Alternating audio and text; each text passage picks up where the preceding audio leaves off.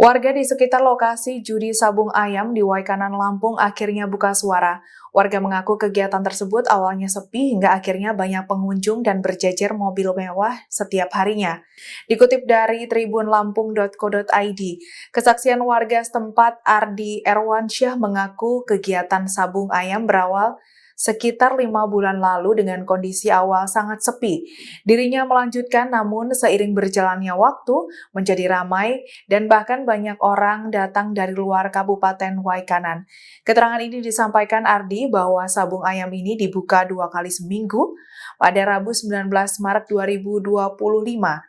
Pria yang kesehariannya sebagai pengepul getah karet itu menyebut, di waktu tersebut pengunjung sangat ramai, ada sekira 50 orang. Selain itu, dirinya juga mengungkapkan banyak berjejer mobil mewah setiap perjudian itu digelar. Tak hanya itu, dirinya juga menegaskan bahwa tidak ada keterkaitan warga sekitar dalam judi ayam tersebut. Bahkan Ardi mengaku warga malah takut terlibat dalam judi di Waikanan. Pihaknya mengaku tidak pernah terjadi penggerebekan dan baru kali ini terjadi peristiwa tersebut dan diharapkan hal serupa tidak terjadi lagi.